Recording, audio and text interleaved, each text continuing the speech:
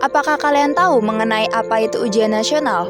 Mungkin sebagian dari kita udah nggak asing nih sama yang namanya ujian nasional.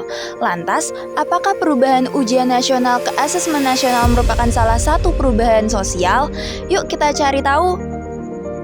Ujian nasional merupakan tes atau ujian kelulusan yang udah ada dari tahun 1950. Awal mula muncul dan uji coba diberlakukan dulu namanya adalah ujian penghabisan. Tes kelulusan ini biasanya dilakuin oleh para peserta didik lulus dari bangku SMA dan ingin lanjut ke perguruan tinggi negeri. Namun hal tersebut berubah saat pemerintah mulai ganti kebijakan di tahun 2005, di mana UN dan UASBN mulai dipakai untuk semua jenjang.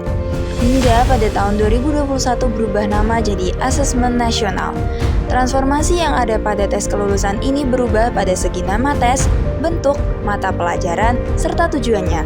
Bisa kita lihat di tabel berikut ini.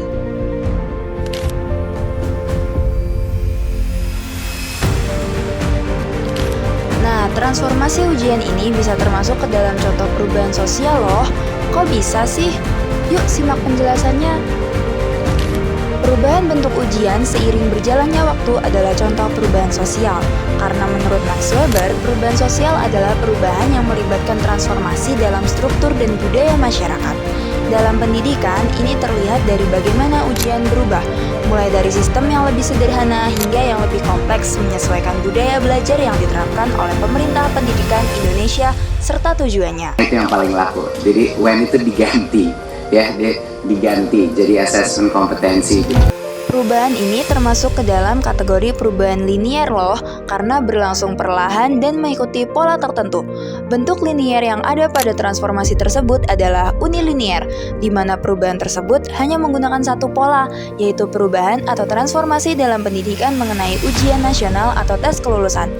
Di Indonesia sendiri, pengaruh eksternal yaitu budaya asing terutama dari Eropa pada abad ke-19 mempengaruhi sistem ujian nasional kita yang dimulai pada tahun 1960-an dan terus berkembang menyesuaikan standar yang ada loh.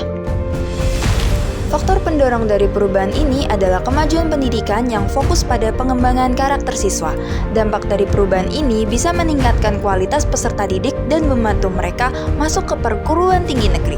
Namun, ada juga nih efek sampingnya atau dampak negatif dari perubahan ini, seperti munculnya praktik curang dan tekanan psikologis pada siswa yang merasa tertekan untuk belajar lebih banyak agar lulus dengan nilai yang tinggi.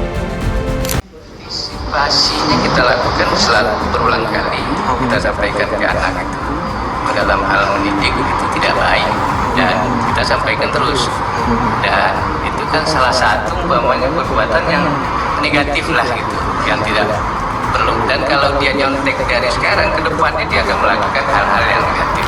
Nah, itulah mengapa ujian merupakan salah satu bentuk dari contoh perubahan sosial atau transformasi sosial. Segitu aja ya penjelasan dari aku, Safiola, kelas 12J dari SMA Negeri 1 Tuban, absen 31. Dadah!